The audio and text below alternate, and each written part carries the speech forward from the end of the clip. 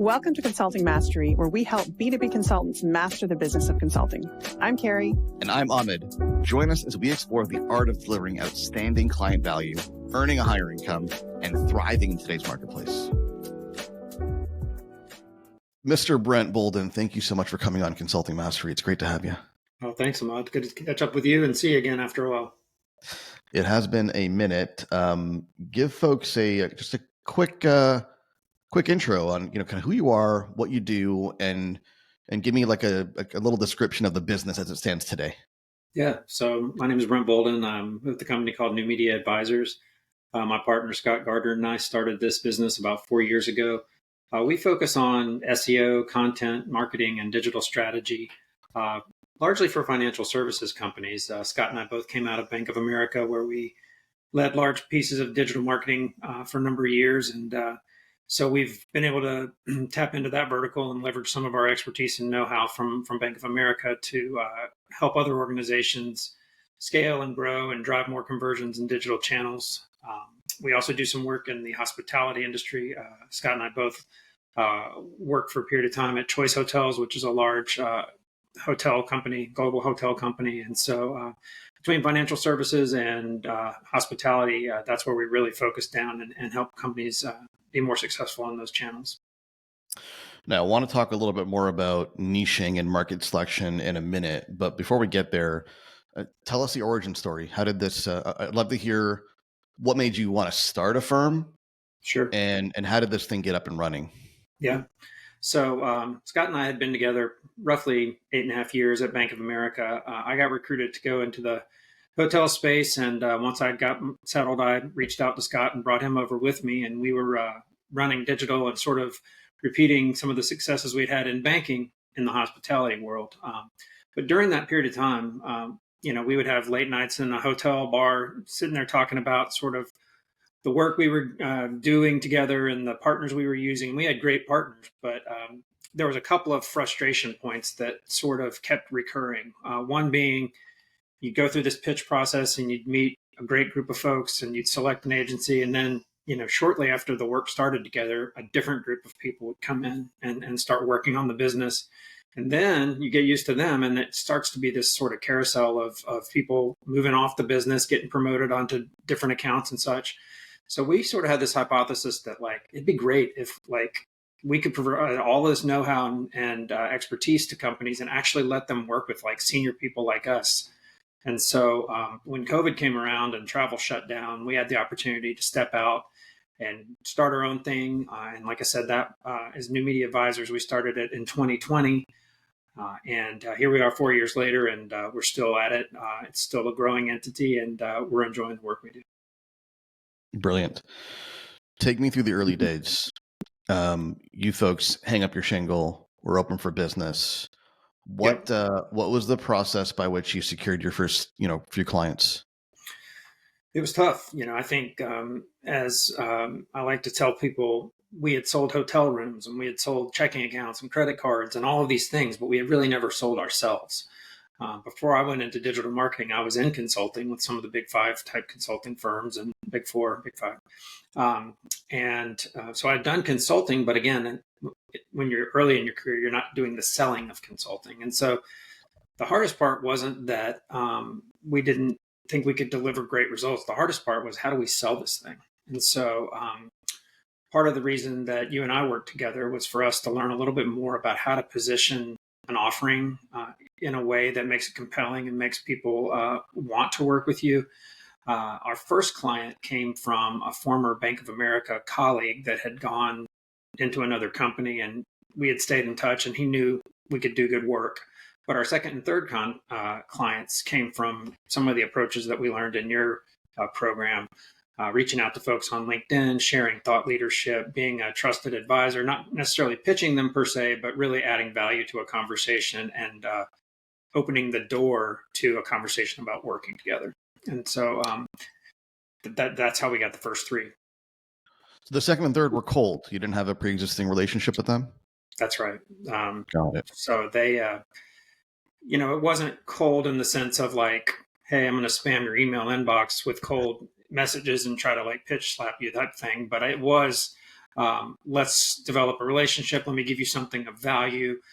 We had worked in your program on something like I don't want to call it a lead magnet, but something that we could offer of value, nothing expected in return. We started the dialogue. They asked some questions about the thing that we had provided. And over a course of 6 to 8 interactions, it developed into a conversation about let's jump on a phone call and see how we might be able to help with some specific problems.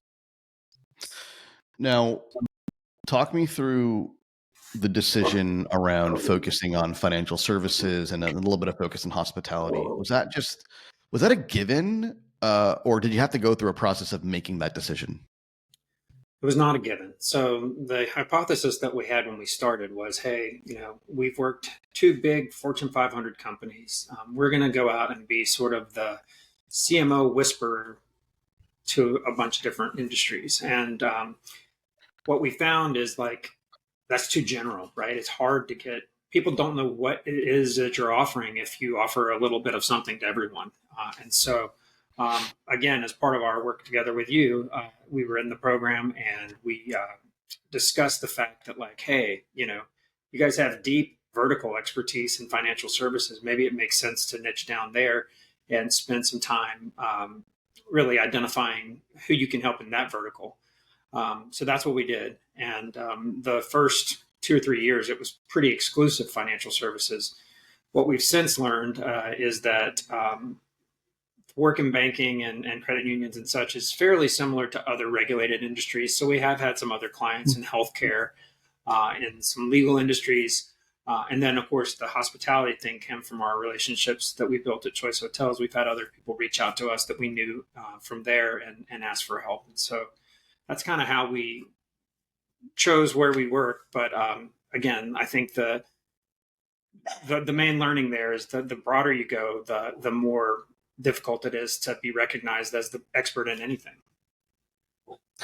How much of those first few deals do you think was, well, here's what I want to ask. How important was it for you to be clearly positioned in financial services to win those first few deals? It was pretty important. I think it at least opened the door to those first conversations, right? I think that prior to sort of getting some guidance from your program, we had spent time sort of outreaching to a lot of different industries, and there was not a whole lot of response, right? People didn't recognize that, yeah, you kind of know SEO or you kind of know content marketing, but you did it in a space that's unrelated. And so when we started identifying ourselves as hey, we're these guys from Bank of America that know banking, that know your industry, and oh, by the way, we're experts in these 3 or 4 digital channels. That was the sort of magic formula that made other banks sort of say, okay, that's different than what I'm hearing from other general. There's a lot of companies that do what we do, but not a lot that do it with expertise in both the channel and the industry. Yeah, you're no longer just a marketing agency when marketing agencies are a dime a dozen, but how many marketing agencies are led by the guys that ran digital at Bank of America? Right. And literally one, right? Yeah. Okay. Interesting. Tell me about LinkedIn. So, I know just from our chat, offline here a minute ago, LinkedIn's been important, an important channel for you. How important has it been? What role does it play? How do you think about it? Just give me some of that thinking. Yeah, it's evolved, I think. And, curious, you and I can maybe talk offline about this as well. But when we very first started, building that network of people that were ideal client targets that our message would resonate with, it worked great. We built huge networks of contacts and began to sort of interact with these folks on a day in, day out basis. Not every day, obviously, not everybody's active, but what I was posting daily and we were getting lots of eyeballs on it. And so then it sort of changed, right? It became just sort of this awareness channel. We weren't doing a whole lot of advertising or any advertising, right? We were the way we were building brand awareness was via LinkedIn. And in those early days, especially, I can't tell you how many people would reach out and be like, I see you all over the place. I see you on LinkedIn. I see your thought leadership. This is great. And so it opened the doors to those early conversations. I would imagine if I was still as aggressive doing it as I was back in those early days, it would still do that. the challenge we have now is we've grown to a point where to take on more clients, we have to get more people. And so we're at a different place. I don't want to be quite as active on LinkedIn as I used to be because I frankly don't have the bandwidth to service the clients if we get them.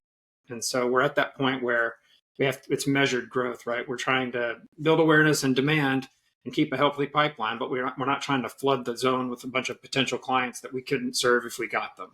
So I've slowed down my personal pace on LinkedIn, but it's still a very valuable place. And I still have this big network of people that when it comes to time to prospect, I can reach out to people that I've connected with from several years ago. I've stayed in touch with them periodically over that time and sort of restart a conversation. You made a comment offline about, what got you here won't get you there. And I'm curious, how did obviously in the beginning, you're trying to win deals. You're on your business development, probably full time in the beginning, and then it became part-time. And I'm curious to hear, as you've, kind of crossed the 7-figure mark and heading into multiple 7 figures, what's shifted for you as a point of focus and a priority as a founder? How's your focus shifted?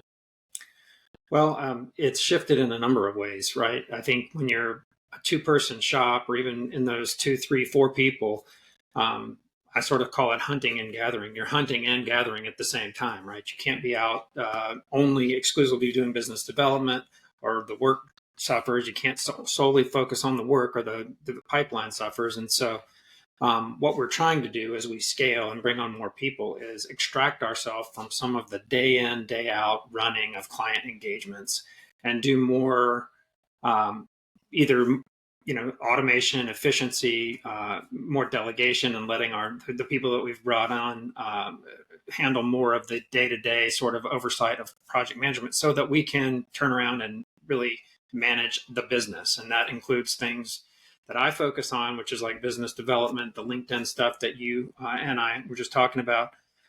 Scott focuses on a lot of the administration.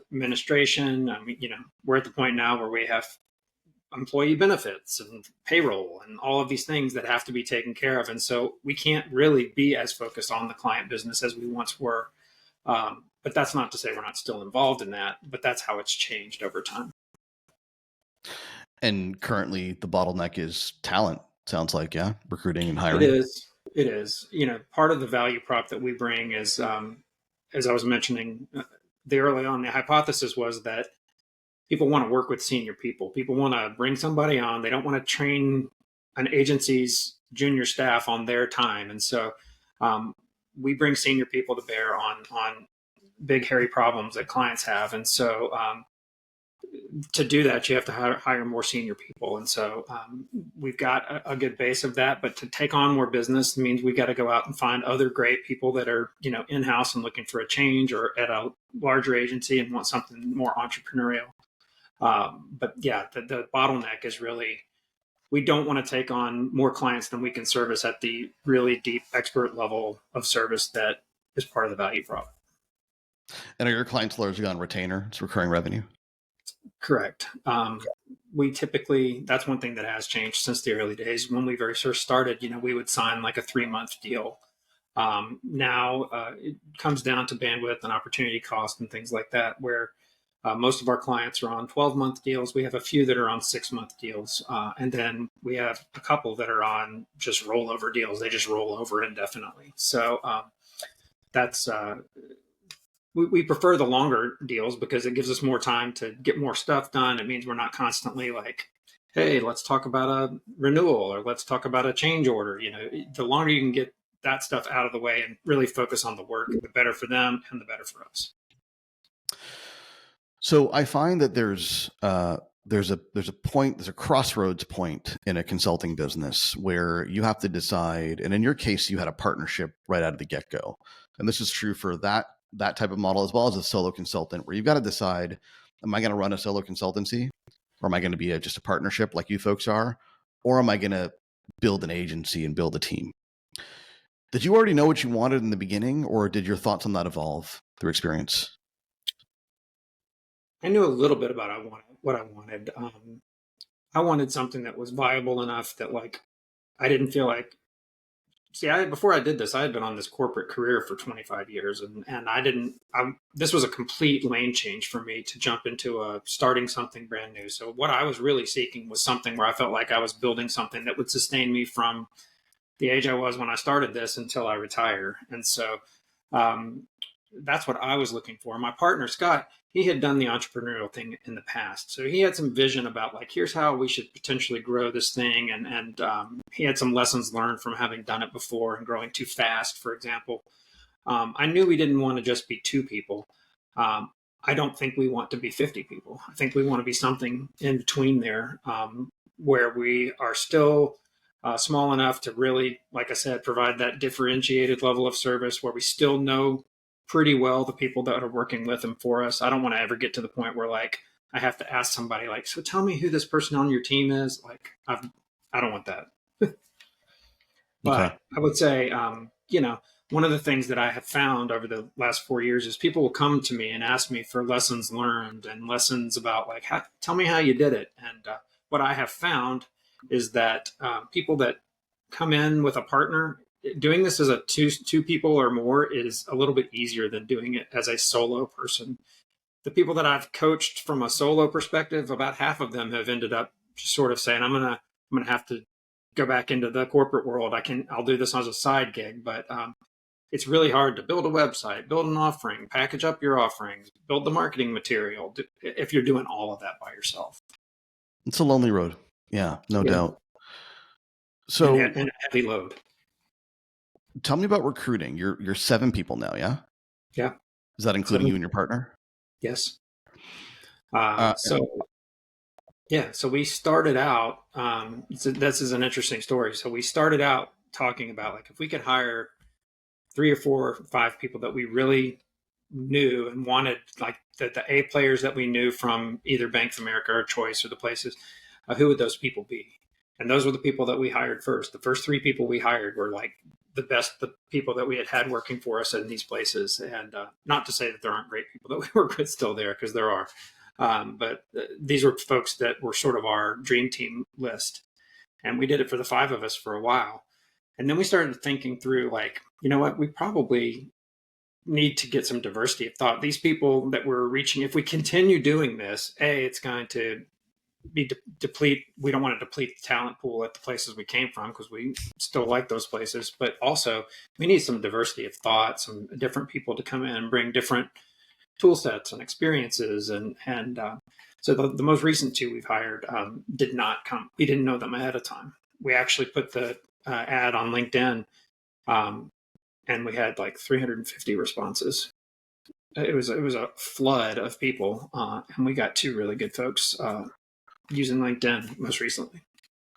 And I'm curious, the folks you hired, I mean, how much did they engage and resonate with your thought leadership on LinkedIn before you hired them? A lot. I think that part of what they were looking for, New Media Advisors is not a household name. We're a small niche player in a field. So I think for them, seeing like, wow, there's 3 years of these guys posting case studies and thought leadership about the industry and demonstrating expertise, it gave them a lot of confidence that like, okay, this is a legit place. It's not just sort of some random guys that because again, in today's world, these are people that don't live in the same city that I live in. I have met them face to face now, but at the time I had not met them face to face. So we were, it just played a big role in establishing credibility, and that we knew what we were talking about, that we were a viable entity and we were who we said we were. I mean, it's I think probably the most significant understated benefit of thought leadership is recruiting, right? Because you get to a point where, and your stories really demonstrate this, you get to a point where you have more clients than you can handle. You have to hire, you have to expand capacity.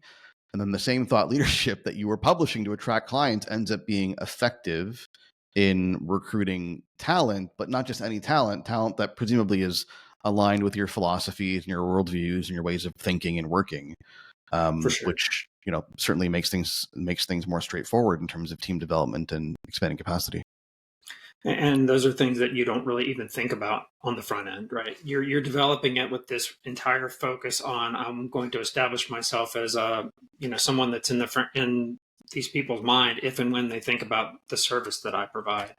But there comes a time when you need that's still important, but like you said, there's these other things you're trying to accomplish, and so it plays a vital role in a bunch of different ways.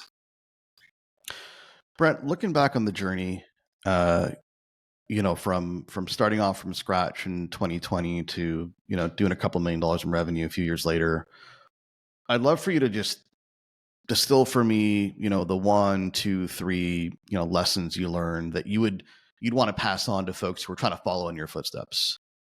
Yeah. Well, I think there's a lot, right? One big one is the role of LinkedIn. I think before I started this, LinkedIn was my digital resume, right? This was a place where I went to talk about the jobs I'd had and the promotions I'd gotten and the budgets I'd managed and things to try to sort of attract an employer to potentially be interested in hiring me.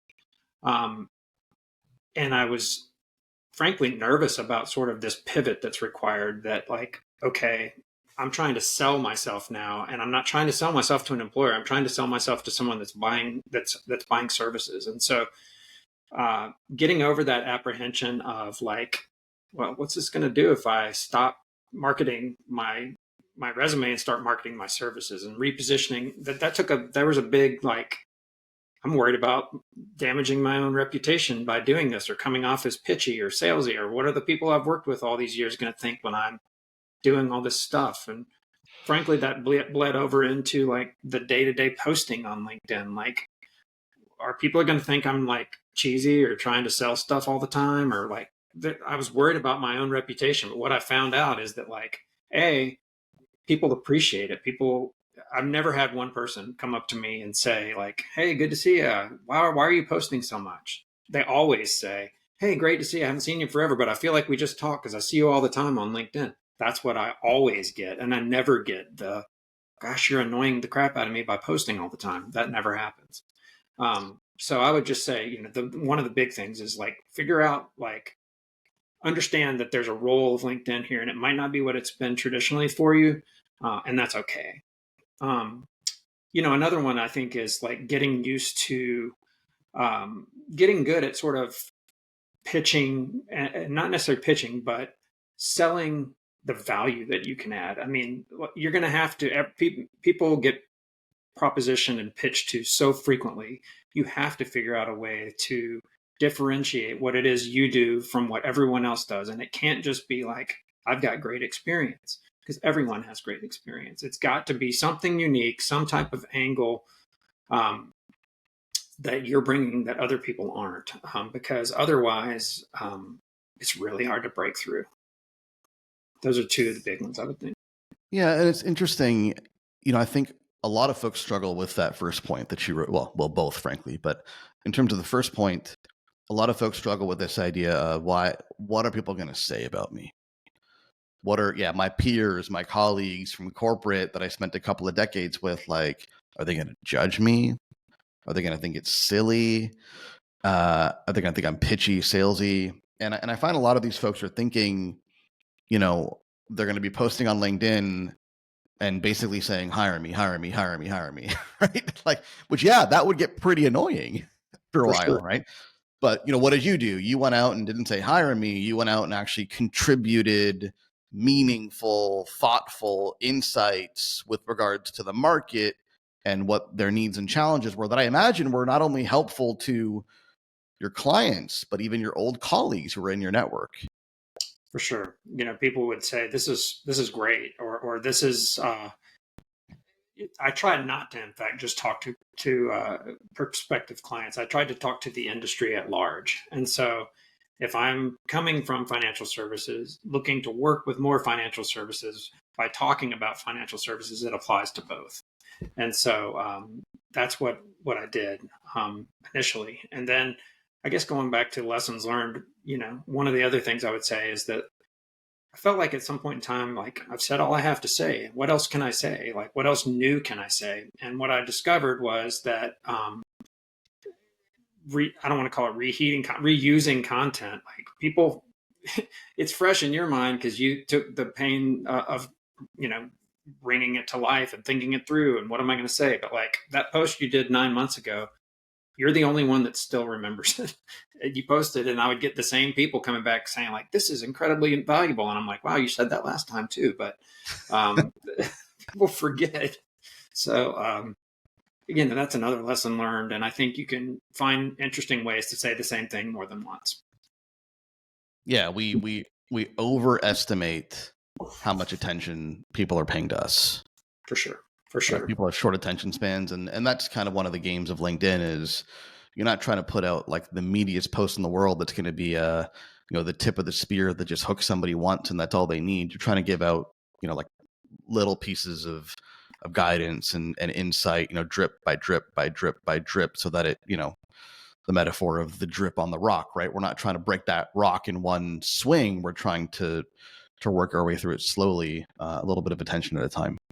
For sure. And that goes into like, you're not trying to post 1,000-word novel every time either. You're trying to post something that's digestible so that someone can, you want them to click that more button to see the expansion, but I don't want them to have to like page down 3 times to digest everything I'm trying to say. Yeah. That's not useful for them. And frankly, that hurts me too, because I could have said that over the course of 5 days if I had been smart about it. Brilliant. Brent, anything else you want to mention that we haven't talked about? No, I would just say, Scott and I return to the discussions we have with you and your team frequently. And I've sent several people your way over the years to take part of this, because I think that you're not just selling like some system, or you're not just like, here's the playbook. Like there's a real methodology and a real thought process behind sort of how you and your team work with folks. And we found it. I'm not sure we would have been successful getting off start without it. And it's been something that we think back on fondly and really helped us get that initial propulsion that we needed to avoid having to go back and get real jobs.